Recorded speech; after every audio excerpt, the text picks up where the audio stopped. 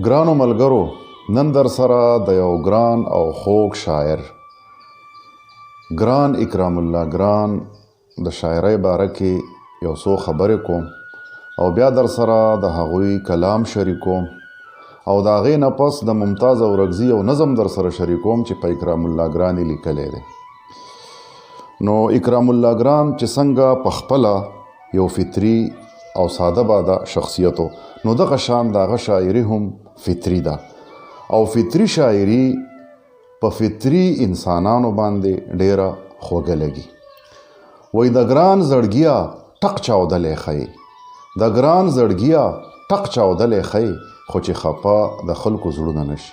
په یو بل ځای کې فرمایي وای دا درد زما د زړه زما درمان څومره ښایسته دی، دا درد زما د زړه زما درمان څومره ښایسته دی، هر څوکه مې قاتل دی خو جانان څومره ښایسته دی.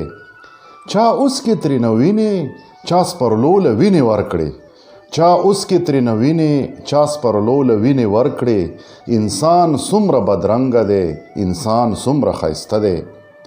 ښارونه ادیرې شي چې د جبر خاموشي شي، ښارونه ادیرې شي چې د جبر خاموشي شي، نارو د لیونو کې بیابان څومره ښایسته دی. اوس در سره د اکرام الله ګران صاحب غزل شریکوم چې د خوند او رنګ نه ډک دی. زما د زړه په کور دی ور نه لګي، زما د زړه په کور دی ور نه لګي، چې ستا د دنګ ځوانۍ سر نه لګي. که څوک مې وژني لاس هم نه نیسم، که څوک مې وژني لاس هم نه نیسم، زما په یو حالت کې شر نه لګي. ستا په راتلو شم له دیدنه محروم، ستا په راتلو شم له دیدنه محروم، له خوشحالۍ نه مې نظر نه لګي. هغه دهقان یم که د لوږې مرمه، هغه دهقان یم که د لوږې مرمه، بغیر له مینې مې بل کر نه لګي. ستا د وعدو د ونې سوري ته ناست، ستا د وعدو د ونې سوري ته ناست، ګرمي د هجر ده خو نمر نه لګي. پیغلې په بڼ د ادیرو بندې شوې، پیغلې په بڼ د ادیرو بندې شوې، پکې میلې اوس د اختر نه لګي. په بړق خندا دې داسې پورته کړله، په بړق خندا دې داسې پورته کړله، د مینې خپې په سمه غر نه لګي.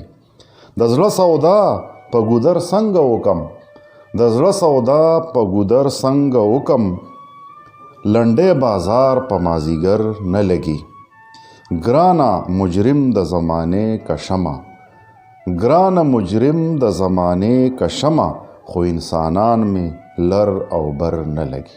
اوس د ممتاز اورکزي هغه نظم چې په اکرام الله ګران باندې لیکلی دی او هغه ته خراج تحسین پیش کړی دی. له تشدده له نفرته او له جنګه لاړې، له تشدده له نفرته او له جنګه لاړې، څومره خاموش د امن لوري ته ملنګه لاړې. دا چې د ټول پښتون ملت په خوله دې راغله نامه، دا چې د ټول پښتون ملت په خوله دې راغله نامه، دا دې د تګ عجب انداز دی دا نو څنګه لاړې.